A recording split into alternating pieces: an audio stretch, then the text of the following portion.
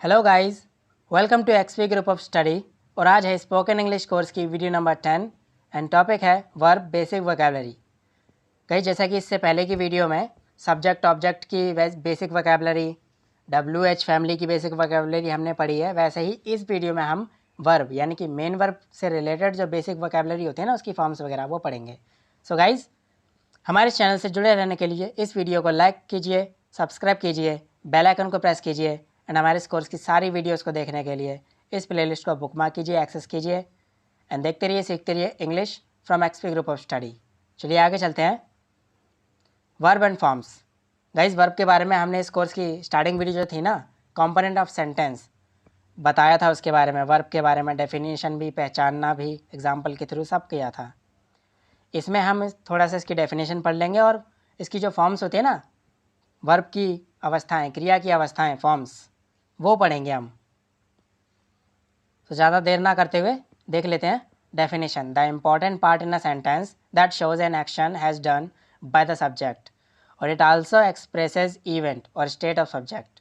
Means वाक्य की महत्वपूर्ण भाग जो बताती है कि कर्ता द्वारा कोई कार्य हुआ है या उसकी स्थिति के बारे में बताती है। गाइस, ध्यान देना कि वाक्य का इम्पोर्टेंट पार्ट तो ये होती है, वो इसलिए होती है कि कर्ता कोई कार्य करता है। ये हमें कैसे पता चलता है? उस कार्य से पता चलता है कि कर्ता ने कोई कार्य किया है। उस कार्य को ही तो क्रिया बोलते हैं। और अगर कार्य नहीं करता तो कर्ता की स्थिति के बारे में बताती है, अवस्था के बारे में, कि कर्ता किस अवस्था में है इस वक्त। ओके, नेक्स्ट देखते हैं फॉर्म्स ऑफ वर्ब्स, जो कि हम फॉर्म्स पढ़ने के लिए ही इस वीडियो में आए हैं। तो there are 5 forms of verbs. 5 अवस्थाएं होती हैं क्रियाएं की। पहली होती है प्रेजेंट फॉर्म, दूसरी पास्ट फॉर्म, तीसरी पास्ट पार्टिसिपल फॉर्म, चौथी present participle form and fifth होती है हमारी last infinitive form. Present form की डेफिनेशन देखते हैं।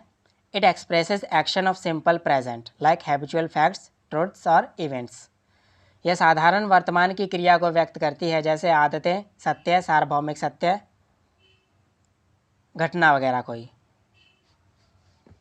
मतलब सिंपल प्रेजेंट में जो आदतें होती हैं, जैसे कि वह बीड़ी पीता है, तो यह उसकी आदत है। अब ऐसा तो नहीं ना कि एक ही बार पिएगा, नहीं, पीता है, ये उसकी आदत है, लगातार पीता है भाई, रोज़ाना पीता है, जैसे मर्जी है पीता है, वो उसकी आदत है। ये habitual facts, truths, events, universal truths को बताता है। पास्ट फॉर्म देखते हैं। It expresses action of simple past like habitual facts, truths और इवेंट्स।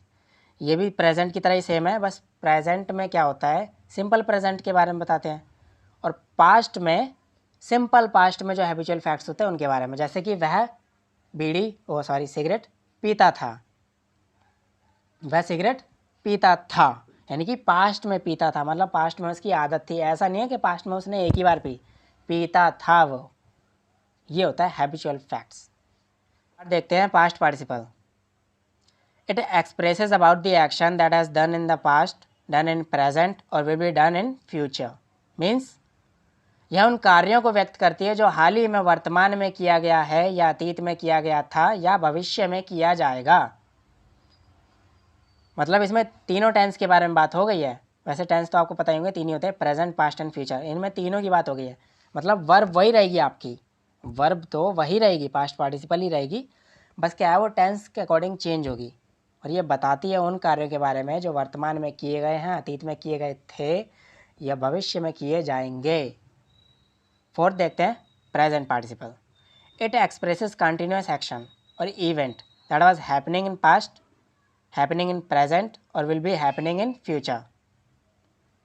मीन्स इन निरंतर कार्यों तथा घटनाओं को व्यक्त करती है जो अतीत में घटित हो रहा था, वर्तमान में घटित हो रहा है, या भविष्य में घटित हो रहा होगा।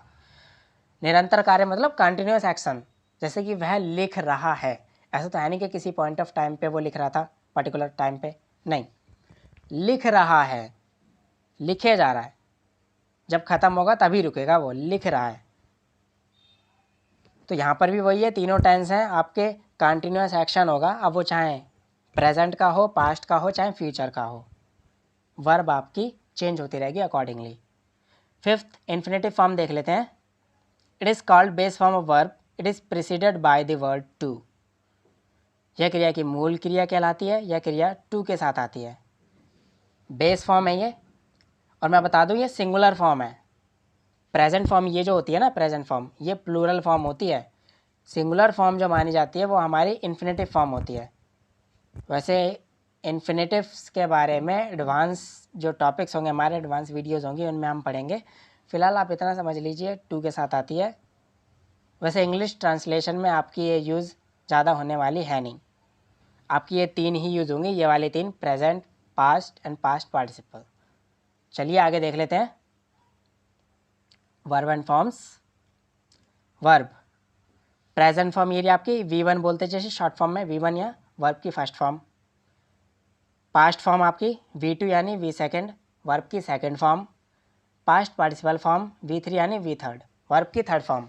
आपने ये पढ़ा भी होगा, वर्ब की तीन फॉर्म होती हैं, फर्स्ट सेकंड थर्ड, लेकिन ग्रामर के अकॉर्डिंग देखा जाए तो आपकी 5 होती हैं। इंग्लिश ट्रांसलेशन के लिए आपको 3 ही ज़रूरी हैं।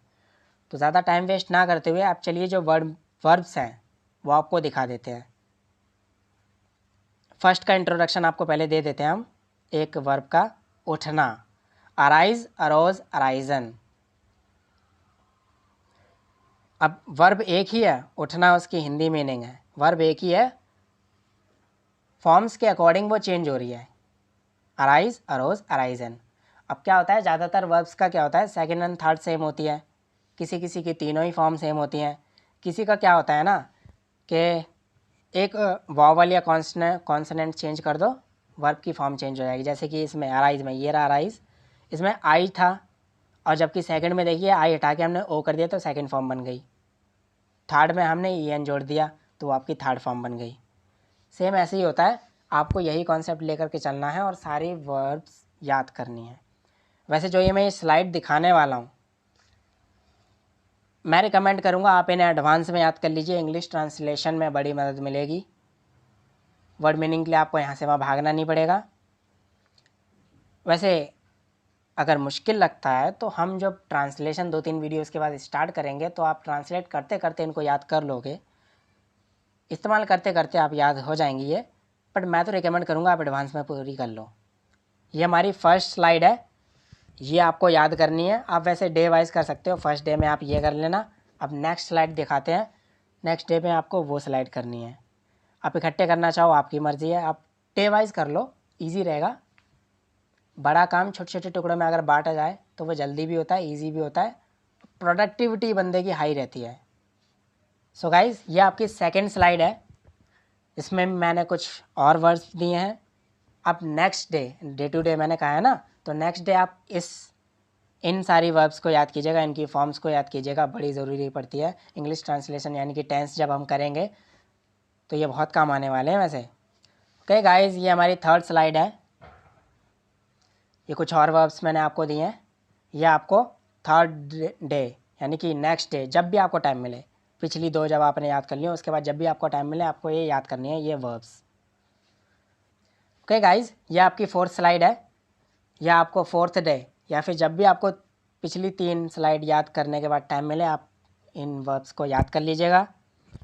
चलिए अपनी लास्ट फिफ्थ स्लाइड पे चलते हैं। ज़्यादा मैं आपको वर्ब दे नहीं रहा हूँ, ये वही हैं जो इम्पॉर्टेंट हैं और जो डेली कन्वर्सेशन सेंटेंस में यूज़ की जाती हैं।